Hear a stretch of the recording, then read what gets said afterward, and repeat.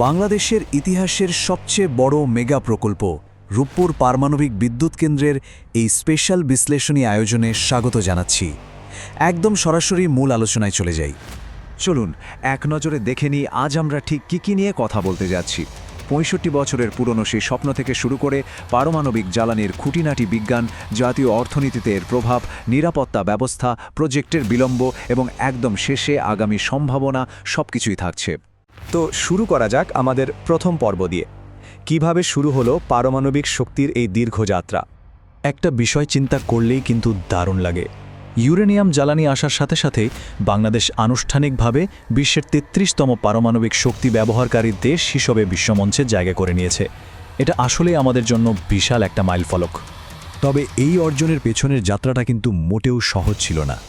সেই ১৯৬১ সালের বাতিল হওয়া জমি অধিগ্রহণ থেকে শুরু করে ১৯৯৫ সালে জাতীয় জ্বালানি নীতিতে অন্তর্ভুক্তি, এরপর রাশিয়ার সাথে চুক্তি পেরিয়ে ২০২৩ সালে এসে কড়া নিরাপত্তার ভেতর দিয়ে ইউরেনিয়াম দেশে পৌঁছালো। আমরা রীতিমতো একটা ইতিহাসের সাক্ষী হচ্ছি। ইতিহাস তো জানলাম, এবার একটু বিজ্ঞানের দিকে নজর দেয়া যাক। চলুন উকি দিই চুল্লির ঠিক ভেতরে। ১২০০ মেগাওয়াটের এক একটা রিয়্যাক্টর কিভাবে কাজ করে সেটা বেশ ইন্টারেস্টিং। খনিজ পদার্থ দিয়ে প্রথমে ছোট্ট ছোট্ট ইউরেনিয়াম প্যালেট বানানো হয়। এমন ৩০০টার বেশি প্যালেট মিলে তৈরি হয় একটা রড। এরপর ৩১২টি রড একসাথে করে বানানো হয় একটা আস্ত ফিউয়েল অ্যাসেম্বলি। আর প্রথম ইউনিটের ওই বিশাল চুল্লি পাত্রে ঠিক এরকম ১৬৩টি অ্যাসেম্বলি লোড করা হবে। আর সবচেয়ে চমকে দেওয়ার মতো তথ্যটা হলো শক্তির এই বিপুল ঘনত্ব। মাত্র ১ কেজি ইউরেনিয়াম থেকে যে পরিমাণ বিদ্যুৎ পাওয়া সম্ভব, ঠিক ততটুকু বিদ্যুৎ বানাতে ১০০ টন কয়লা বা ৭ টন তেল পোড়াতে হতো। পার্থক্যটা আসলেই আকাশ-পাতাল। আন্তর্জাতিক গাইডলাইন মেনে অত্যন্ত সাবধানে এই জ্বালানি চুল্লিতে ভরার কাজটা করতে হয়। সময় লাগে প্রায় ৩০ দিন। কিন্তু মজার ব্যাপার হলো, একবার লোডিং শেষ হয়ে গেলে এই রিয়্যাক্টর টানা ১৮ মাস ধরে একেবারে কোনো বিরতি ছাড়াই নিরবিচ্ছিন্নভাবে বিদ্যুৎ দিতে পারবে। এবার আসা যাক এর ইম্প্যাক্ট বা প্রভাবের কথায়। আমাদের ভবিষ্যতের শক্তির যোগান কিভাবে পাল্টে যাবে? বিজ্ঞান ও প্রযুক্তি মন্ত্রণালয়ের হিসাব অনুযায়ী শুধু এই একটা বিদ্যুৎ কেন্দ্রই পুরো দেশের মোট বিদ্যুৎ চাহিদার ১০ থেকে ১২% একাই মেটাবে। ক্রমবর্ধমান অর্থনীতির একটা দেশের জন্য এটা আক্ষরিক অর্থেই একটা গেম চেঞ্জার হতে যাচ্ছে।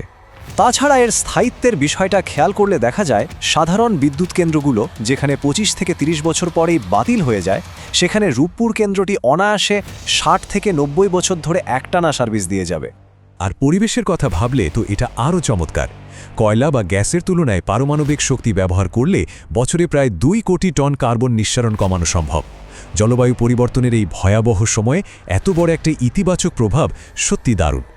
এখন এত বড় প্রজেক্ট, নিরাপত্তা নিয়ে তো মনে প্রশ্ন আসতেই পারে। চলুন দেখে নিই নিরাপত্তা আর বর্জ্য ব্যবস্থাপনার দিকগুলো।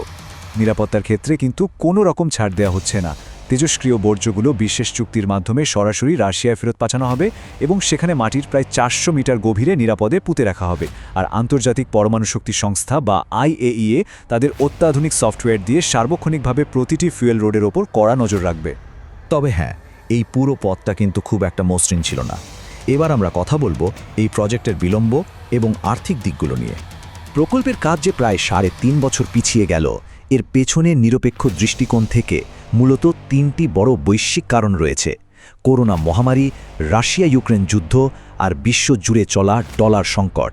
এই ধাক্কাগুলোই মূলত প্রজেক্টের গতি অনেকটাই কমিয়ে দিয়েছিল।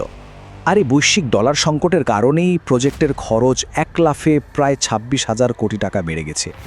তবে আসার কথা হলো, রিয়্যাক্টর ভবন আর টারবাইন ভবন সহ মোট ৩৮৯টি স্থাপনার মূল অবকাঠামোর কাজ এখন একেবারে শেষ পর্যায়ে। সব মিলিয়ে দেশের ইতিহাসের সবচেয়ে বড় এই মেগা প্রকল্পের মোট খরচ গিয়ে ঠেকেছে ১,৩৮,৬৮৬ কোটি টাকায়। সংখ্যাটা শুনলেই তো মাথা ঘুরে যাওয়ার জোগাড়, তাই না? সব তো হলো, এবার তাহলে সামনে কি? চলুন গ্রিড সংযোগের দিকে চোখ রাখা যাক। প্ল্যান অনুযায়ী আগামী আগস্ট মাসেই পরীক্ষামূলকভাবে জাতীয় গ্রিডে ৩০০ মেগাওয়াট বিদ্যুৎ যুক্ত হওয়ার কথা রয়েছে। এরপর সব ঠিক থাকলে আরও প্রায় ১০ মাস পর প্রথম ইউনিট থেকে পুরো ১২০০ মেগাওয়াট বিদ্যুৎ পাওয়া শুরু হবে। তাহলে এখন সবচেয়ে বড় প্রশ্নটা থেকেই যাচ্ছে ৬৫ বছরের এই যে একটা দীর্ঘ অপেক্ষা আর এত বিপুল পরিমাণ আর্থিক বিনিয়োগ, এগুলো কি সত্যি আগামী প্রজন্মের জন্য দেশের এনার্জি সেক্টরটাকে একদম নতুন করে সাজাতে পারবে? উত্তরটা পেতে আমাদের হয়তো আর খুব বেশি দিন অপেক্ষা করতে হবে না।